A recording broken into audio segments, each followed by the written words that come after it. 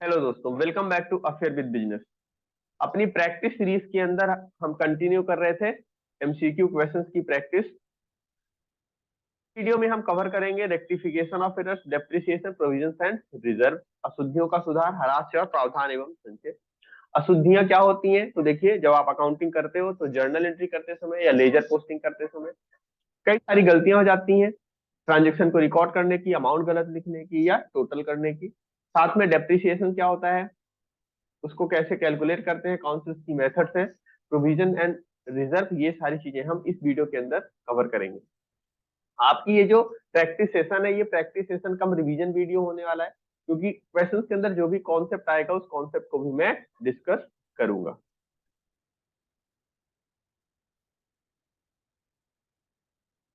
Class start करने से पहले आपके लिए इंफॉर्मेशन है, आप हमसे हमारे ऐप के माध्यम से भी जुड़ सकते हैं, जिसके अंदर आपको कॉमर्स से रिलेटेड वेरियस कॉम्पिटिटिव एग्जाम्स की कंप्लीट क्लासेस अवेलेबल हैं। वहां पर आप जाकर के क्लासेस देख सकते हैं, एनरोल कर सकते हैं।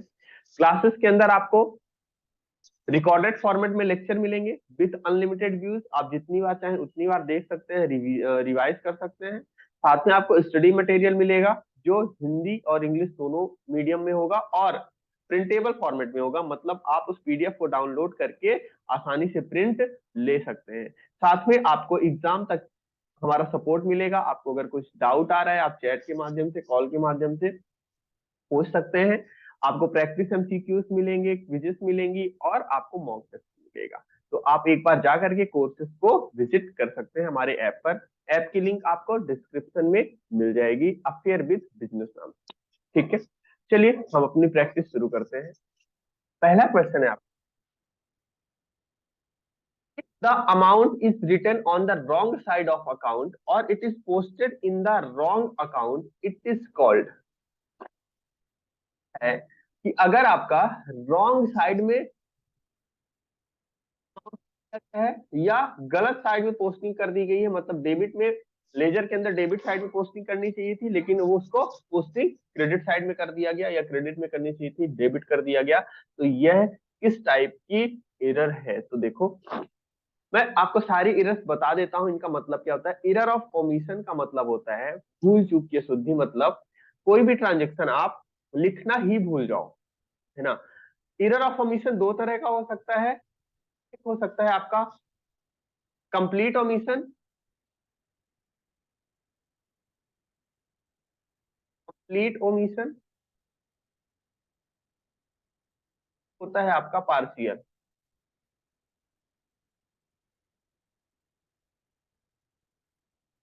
Partial omission. एक पूरी तरह से ट्रांजेक्शन छूट जाना, जैसे आपने गुड्स सोल्ड किया मिस्टर राम को, अब उस पूरे ट्रांजेक्शन को ही आप रिकॉर्ड करना भूल गए, है ना। तो ये आपका क्या होगा? Complete omission. आपको सपोज करिए मिस्टर ए से पैसा मिला 5,000 रुपए, आप उस पूरे ट्रांजेक्शन की जर्नल एंट्री करना ही भूल गए, तो ये क्या होता है? कंप्लीट ओमिशन होता है, पूरी तरह से भूल जाना। इसकी वजह से आपके ट्रायल बैलेंस पर कोई इफेक्ट नहीं आता है। ट्रायल बैलेंस जो है वो हमेशा, सॉरी, इस अगर कंप्लीट ओमिशन का केस है तो ट्रायल बैलेंस आपका मैच रहेगा। क्यों?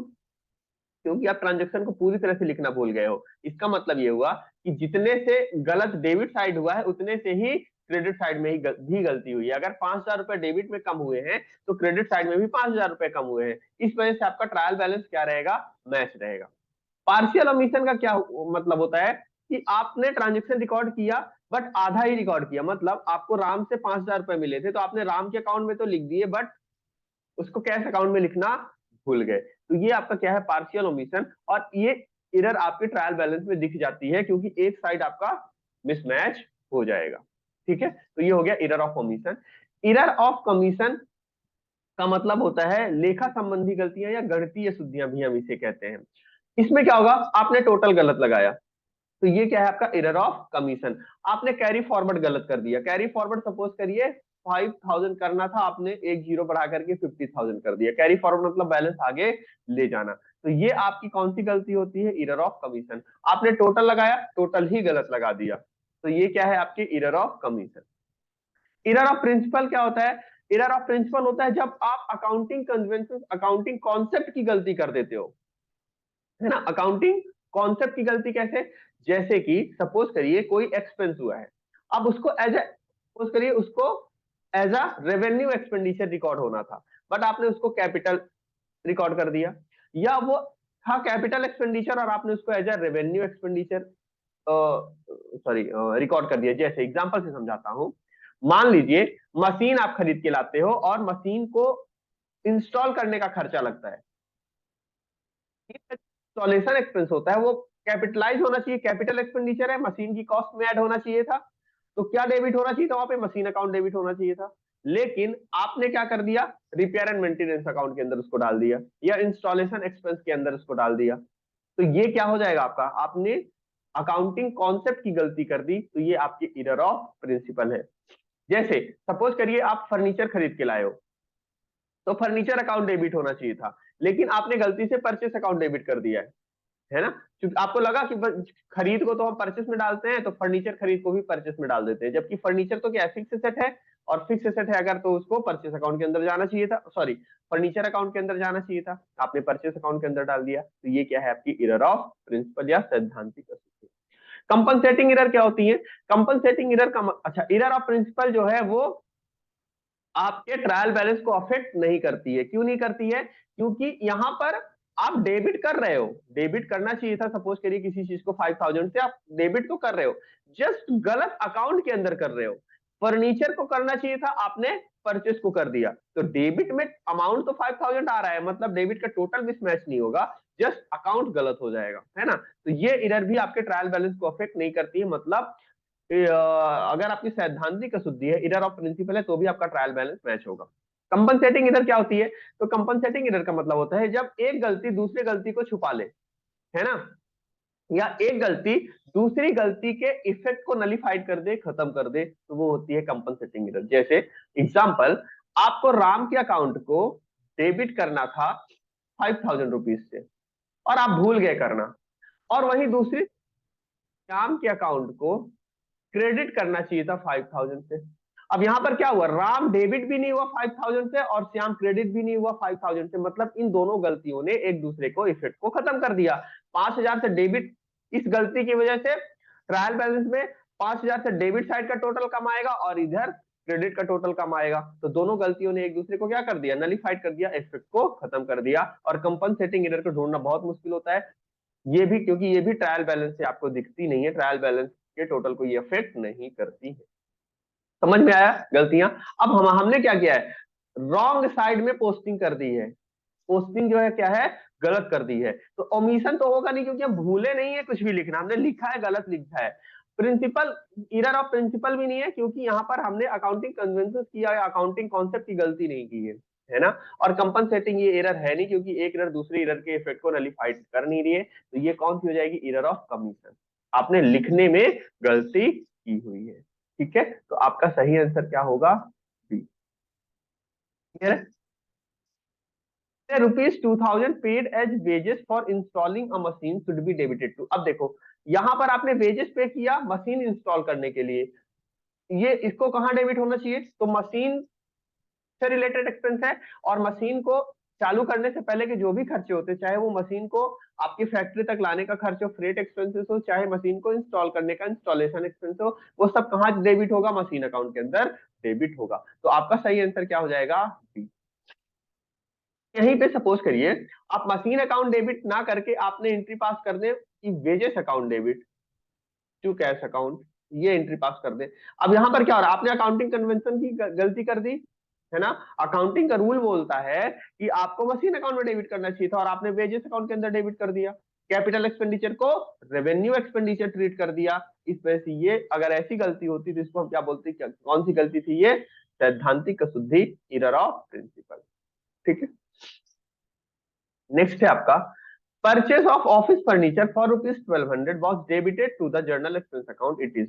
अब देखो फर्नीचर अकाउंट 1200 से आपने खरीदा था और आपने जर्नल एक्सपेंस अकाउंट के अंदर उसको डेबिट कर दिया। क्लियर कट, ये क्या है, सैद्धांतिक अशुद्धि है, एरर ऑफ प्रिंसिपल है, तो ये आपका सही आंसर हो जाएगा सी। नेक्स्ट है, error not show by trial balance, shown by trial balance are. कौन सी गलती है जो ट्रायल बैलेंस से शो नहीं होती है, error of principle trial balance से शो नहीं होती, बिल्कुल नहीं होती है। कंपनसेटिंग एरर भी शो नहीं होती, एरर ऑफ कंप्लीट ओमिशन भी शो नहीं होता है। तो ये तीनों ही ट्रायल बैलेंस से पता नहीं चल पाती हैं। तो सही आंसर क्या हो जाएगा? All of the above, D. Next है आपका, which of the following is not an error of principle? इनमें से कौन सी प्रिंसिपल सैद्धांतिक अशुद्धि नहीं है? Purchase of machinery debited to purchase account, ये है, आपने मशीन खरीदा, कैपिटल एक्सपेंडिचर था, आपने परचेस अकाउंट के अंदर डेबिट कर दिया, मतलब आपने कैपिटल को रेवेन्यू ट्रीट कर दिया, ये आपके एरर ऑफ प्रिंसिपल है। Sale of old furniture credited to sales account, आपने ओल्ड फर्नीचर, पुराना फर्नीचर बेचा और सेल्स अकाउंट के अंदर क्रेडिट कर दिया, जबकि ये फर्नीचर अकाउंट के अंदर क्रेडिट होना चाहिए था। तो ये भी आपकी सैद्धांतिक अशुद्धि है। Error on the overhauling of existing machinery debited to machinery account, अब यहाँ पर क्या हुआ? ओवरहॉलिंग ऑफ एग्जिस्टिंग मशीनरी मतलब रिपेयर एंड मेंटेनेंस कराया आपने और मशीनरी अकाउंट के डेबिट, मशीनरी अकाउंट को डेबिट कर दिया। रिपेयर एंड मेंटेनेंस का था तो ये रिपेयर एंड मेंटेनेंस अकाउंट के अंदर डेबिट होना चाहिए था, लेकिन आपने गलत डेबिट कर रखा है। तो ये भी क्या है? आपका एरर ऑफ प्रिंसिपल, सैद्धांतिक अशुद्धि है। Cash receive from Rohan posted to Mohan, ये पोस्टिंग की एरर है ना? आपने रोहन की जगह मोहन को अकाउंट में डाल दिया है, तो ये आपकी एरर ऑफ प्रिंसिपल नहीं, एरर ऑफ कमीशन है। तो आपकी सही सही आंसर क्या हो जाएगा? जी। ठीक है, या आप इसे क्लरिकल मिस्टेक भी कह सकते हैं। Goods purchase from mister X for ₹20,000 pass to the sales book, 10,000 रुपए का गुड्स परचेस किया था और ये किसके थ्रू पास हो गया? सेल्स बुक के through. The error will result in, goods purchase किया था आपने, मतलब परचेस परचेस बुक में जाना चाहिए था, और परचेस बुक में जाता तो ये परचेस अकाउंट के अंदर डेबिट होता, पर ये गलती से सेल्स बुक के अंदर चला गया, मतलब यहाँ पर क्रेडिट क्या हो गया? सेल्स अकाउंट क्रेडिट हो गया। कितने से? 20,000 से। परचेस में आता तो आपका जीपी कम होता, ये उठ के सेल्स में चला गया, मतलब आपकी इनकम और बढ़ गई है। इसका मतलब जीपी पे क्या इफेक्ट आने वाला है? ग्रॉस प्रॉफिट पे जीपी आपका और बढ़ा हुआ है ना? तो आपका decrease increase, increase in gross profit, सही आंसर डी होगा। ठीक है, अगर आप सेल्स बढ़ा के दिखा रहे हो तो आपका ग्रॉस प्रॉफिट बढ़ा हुआ है। दूसरा, सॉरी, नेक्स्ट क्वेश्चन है आपका, if a purchase return of ₹2,000 has been wrongly posted to the debit of sales return account but has been correctly entered in suppliers account, the total of the, अब देखो यहां पर क्या हुआ कि आपका परचेस रिटर्न था, परचेस रिटर्न की एंट्री क्या होनी चाहिए थी? Supplier account debit to purchase return account, यही होनी चाहिए थी फॉर ₹2,000। यहाँ पे गलती क्या हुई? सप्लायर अकाउंट में तो सही डाला गया, डेबिट में डाला गया, ठीक है, कोई दिक्कत नहीं थी। क्रेडिट होना चाहिए था परचेस रिटर्न अकाउंट, नहीं हुआ, मतलब 2,000 से क्रेडिट का टोटल हमारा क्या हो गया? कम हो गया। पहली गलती तो ये हुई कि हमारा क्रेडिट का टोटल कम हुआ, कितने से? 2,000 रुपए। अंदर क्या हो गया? डेबिट साइड में सेल्स रिटर्न अकाउंट में डाला गया, वो भी डेबिट साइड के अंदर डाल दिया गया, मतलब डेबिट का टोटल फर्दर 2,000 रुपए से बढ़ा दिया गया। नेट इफेक्ट कितना आएगा? तो एक तो हमारा क्रेडिट ऑलरेडी गिरा हुआ है 2,000 से, और ये 2,000 से हमारा क्या हो रहा है? डेबिट बढ़ भी रहा है। तो एक तो ये 2,000 से हमारा डेबिट का टोटल ज्यादा हो जाएगा, और क्योंकि क्रेडिट गिर भी गया है 2,000 रुपए से, तो ये भी आपका क्या होगा? 2,000 से मिसमैच हो जाएगा, मतलब टोटल इफेक्ट 4,000 का आएगा।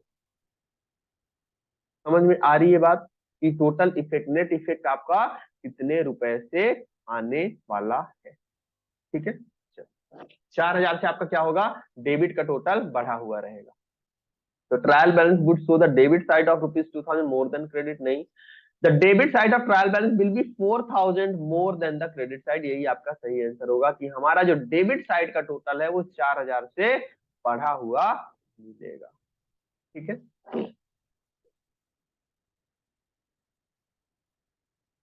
Next, repair of machinery ₹2,000 debited to machinery account as 3,000, what rectification entry to be passed for correction of this error using suspense account? जब हमें सस्पेंस अकाउंट यूज करके एंट्री को सही करना है, होगी। गलती क्या हुई है? मशीनरी, सॉरी, गलती ये हुई है कि हमें रिपेयर अकाउंट को डेबिट करना चाहिए था 2,000 से, बट हमने रिपेयर को डेबिट नहीं किया बल्कि मशीन को डेबिट कर रखा है 3,000 से। सुधारते हैं, कैसे सुधारेंगे? सबसे पहले तो रिपेयर अकाउंट को आप डेबिट करो, रिपेयर एंड मेंटेनेंस अकाउंट को आप डेबिट करो 2000 से, जो होना भी चाहिए था।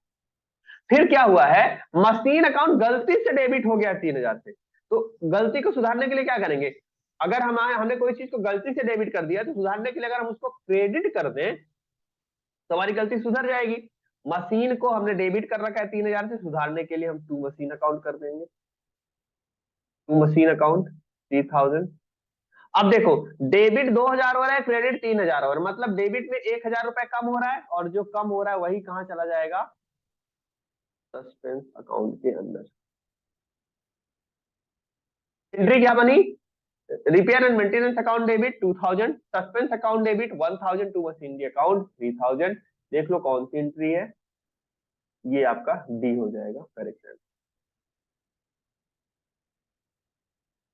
नेक्स्ट है आपका, rupees 500 has been received from Nandu, but received from Nandu, but Ramu account has been credited. What is the correction entry to be passed in the books of account? अब देखो, करेक्शन एंट्री पास करने के लिए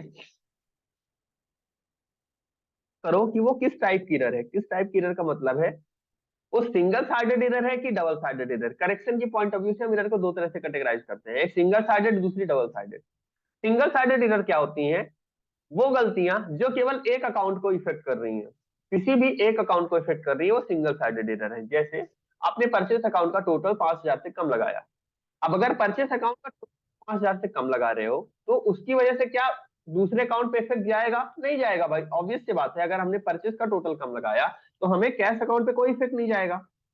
हमने sales account गलत लगाया, या हमने सपोज करिए राम के अकाउंट का बैलेंस कैरी फॉरवर्ड गलत किया, तो उसकी वजह से केवल एक अकाउंट इफेक्ट होगा। और अगर एक ही अकाउंट पे इफेक्ट जा रहा है तो वो क्या है, सिंगल साइडेड एरर। दूसरी गलती होती है कि आपका दो अकाउंट पे इफेक्ट है, तो वो आपकी डबल साइडेड एरर होती है। जैसे आप कंप्लीट ओमिशन का केस है, आप ट्रांजेक्शन को रिकॉर्ड करना भूल गए, तो सपोज आपको पैसे मिले थे राम से 5000 रुपए, और उस ट्रांजेक्शन को आप लिखना भूल गए, ओमिशन का केस हो गया, तो राम का अकाउंट भी गलत हो गया, कैश अकाउंट भी गलत हो गया। आपने बैंक में पैसे जमा किए, आप उसकी रिकॉर्डिंग करना भूल गए, तो आपका कैश अकाउंट भी गलत हो गया और बैंक अकाउंट भी गलत हो गया। तो ये क्या है, डबल साइडेड एरर है। अब हम बात करते हैं कि डबल साइडेड एरर को सुधारते कैसे हैं। देखो, सिंगल साइडेड एरर को कैसे सुधारते हैं, तो सिंगल साइडेड एरर अगर,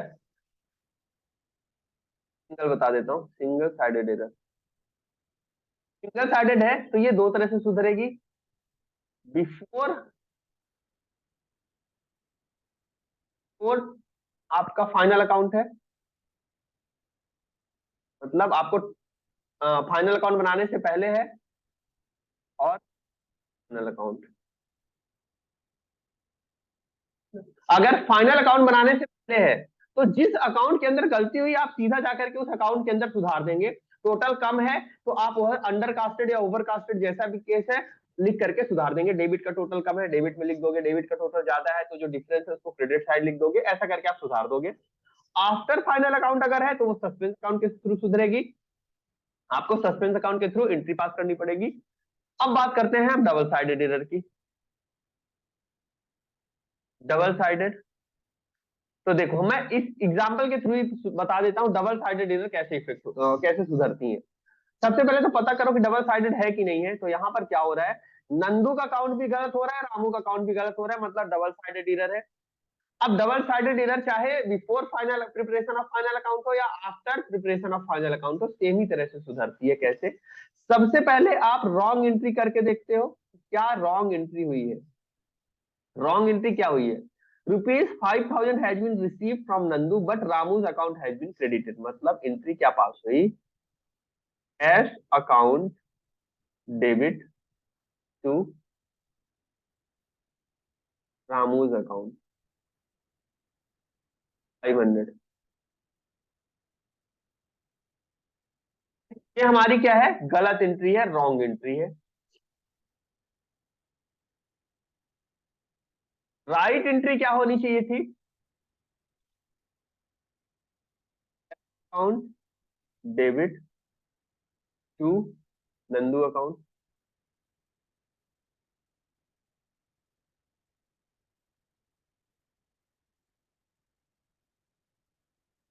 समझ में आया? ये हमारी गलत एंट्री है और ये सही एंट्री है। अब हम रेक्टिफिकेशन एंट्री यहीं से निकालेंगे। रेक्टिफिकेशन क्या होगी? तो देखो, कैश हमारा डेबिट होना चाहिए, सॉरी, कैश हमारा डेबिट होना चाहिए था और कैश हमारा डेबिट हुआ भी है। कैश, ये राइट एंट्री में क्या है, हमारा कैश डेबिट होना चाहिए था और कैश डेबिट हो भी गया, मतलब कैश अकाउंट को कुछ भी करने की जरूरत नहीं है। अब क्या हुआ है, रामू का अकाउंट गलती से क्रेडिट हो गया है, जबकि ये होना नहीं चाहिए था। तो हम क्रेडिट को सुधारने के लिए क्या कर देंगे, उसको डेबिट कर देंगे तो सुधर जाएगा। तो रामू को क्या कर दो आप, डेबिट कर दो। तो रामूस अकाउंट डेबिट 500। और नंदू का अकाउंट क्रेडिट होना चाहिए था, नहीं हो रखा है, तो आप क्या कर दो, क्रेडिट कर दो टू नंदूज अकाउंट 500। है ना? एंट्री क्या बन गई, Ramu account debit to Nandu account. ये आपकी क्या है, रेक्टिफिकेशन एंट्री है, त्रुटियों के सुधार वाली एंट्री। ठीक है, देख लो कौन सा ऑप्शन है। राम नहीं, रामू होना चाहिए, तो यही होगा, Ramu's account debit to Nandu account 500। 500 नहीं लिख, ठीक है, तो सही आंसर आपका क्या हो जाएगा, बी। नेक्स्ट है, ₹1000 received from Mr. A has been debited to cash account, but posting has not been made to Mr. A account. What is the correction entry to be passed in the books of account? 1000 रुपए mister A से मिले थे और cash account में सही debit हो गए हैं। ठीक है, डेबिट होना भी चाहिए था और डेबिट हो भी गए हैं, but posting has not been made to mister A account, but mister A के अकाउंट में पोस्टिंग नहीं की गई। अब बताओ ये सिंगल साइडेड एरर है कि डबल साइडेड एरर है? तो देखो, कैश अकाउंट में तो गलती हुई नहीं है, केवल ए के अकाउंट में गलती हुई है, मतलब ये सिंगल साइडेड एरर है। और सिंगल साइडेड एरर को कैसे सुधारोगे, तो देखो,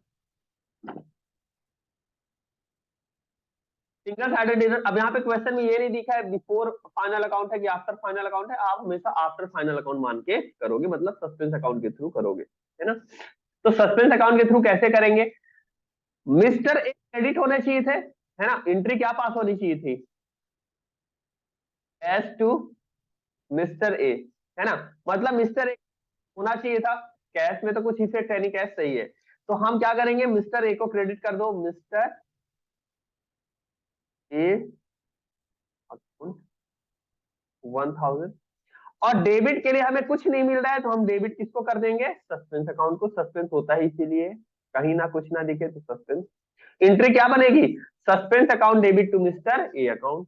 देख लो कौन सा है, बी आपका हो जाएगा correct answer, suspense account debit to mister A account. Next,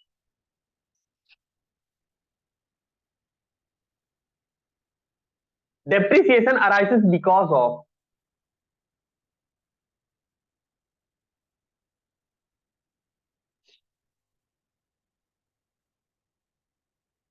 depreciation क्यों आता है, सॉरी क्यों चार्ज किया जाता है, वियर एंड टीयर के कारण, चेंज इन टेक्नोलॉजी के कारण, fall in value of asset, all of the above. जो देखो, डेप्रिसिएशन क्या होता है कि किसी भी एसेट की वैल्यू में कमी को ही हम क्या बोलते हैं, एसेट की वैल्यू कम होती जाए तो हम इसे क्या बोलते हैं, डेप्रिसिएशन बोलते हैं।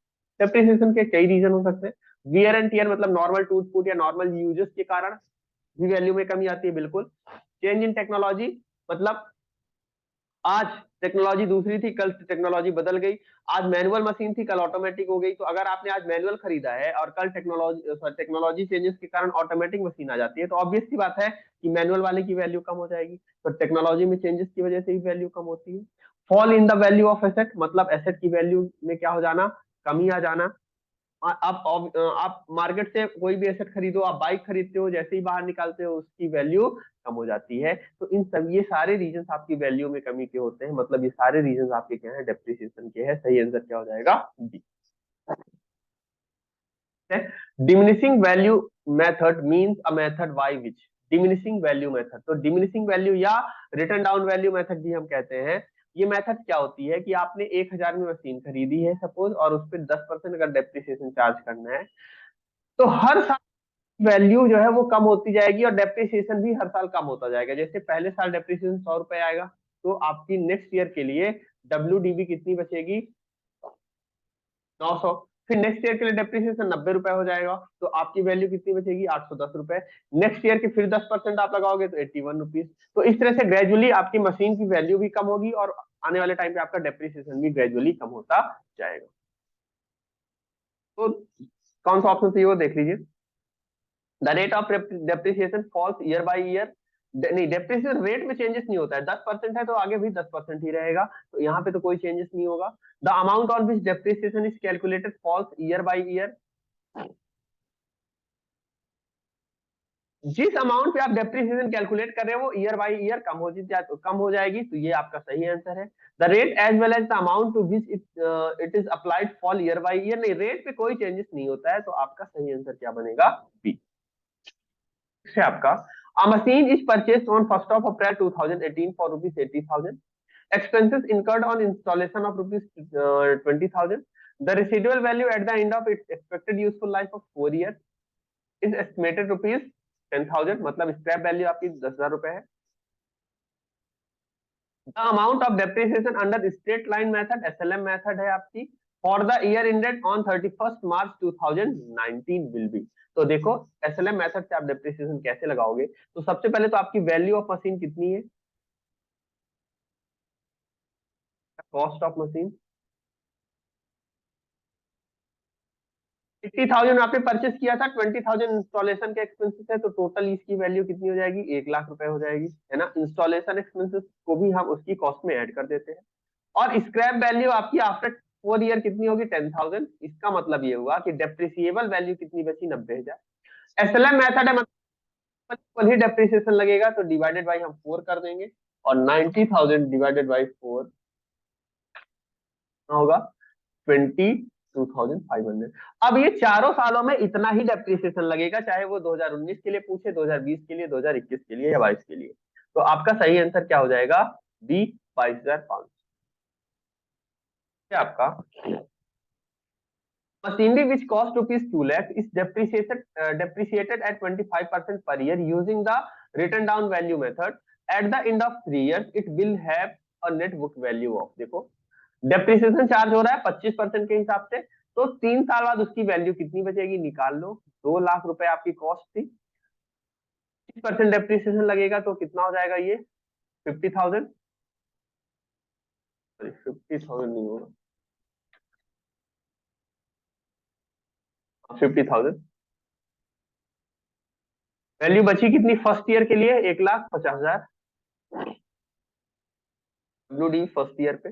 फिर डेप्रिसिएशन कितना लग जाएगा आपको?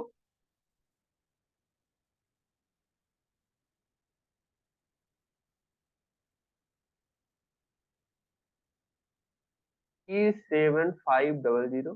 तो यहाँ पर कितनी बचेगी वैल्यू आपकी? 1,12,500। ये आपकी WDB है सेकेंड ईयर के लिए। और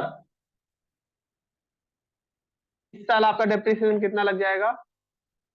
28,125। तो आपकी WDB कितनी बचेगी? 8,4,375। ये आपकी WDB है किसके लिए? थर्ड ईयर के लिए। और यही उसने पूछा है कि after 3 years net book value कितनी होगी, तो ये होगा 8,4,375 बी। नेक्स्ट है आपका, as per accounting standard and companies act 2013 depreciation to be charged on notional basis, component basis, fictitious basis या नन ऑफ द अबव। तो आपका सही आंसर होगा बी, कंपोनेंट बेसिस। देखिए सपोज करिए आपका एक प्लांट है ना। उस प्लांट के अंदर अगर 10 मशीनें लगी हैं, तो आप डेप्रिसिएशन पूरे प्लांट पर नहीं लगाओगे, बल्कि उन 10 मशीनों पर अलग अलग लगाओगे।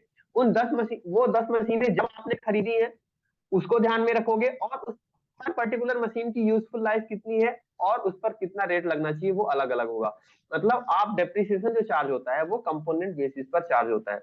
जो भी, और अगर किसी मशीन के अंदर भी ऐसा कंपोनेंट लगा है जिसमें हर कंपोनेंट की यूजफुल लाइफ अलग है, वो और वो सब्सटेंशियल इफेक्ट रखता है, उसकी वैल्यू सब्सटेंशियल है। मैं ये नहीं बोला कि किसी मशीन के अंदर एक नट लगा हुआ है ना, तो आप उसको भी अलग से डेप्रिसिएट करो, नहीं।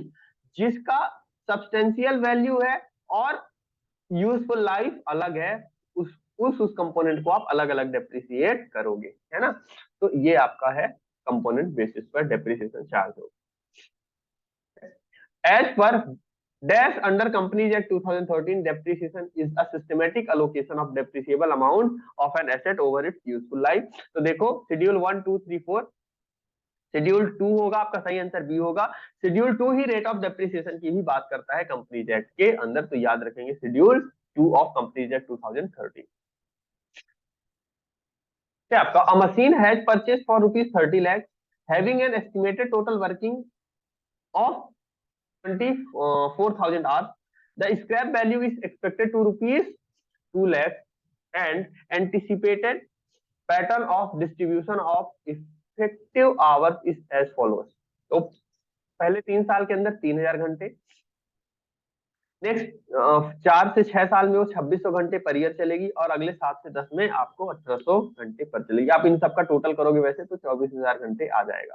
और आपको कब के लिए डेप्रिसिएशन निकालना है, determine depreciation value for rupees for the 5th year. तो देखो 3 लाख है आपकी वैल्यू, माइनस वैल्यू है आपकी 2 लाख, डिवाइडेड बाई आपका 24,000 घंटे उसकी टोटल यूजफुल लाइफ है। आपको 5th ईयर के निकालना है, 5th ईयर में वो कितनी चलने वाली है, 2,600 घंटे। लो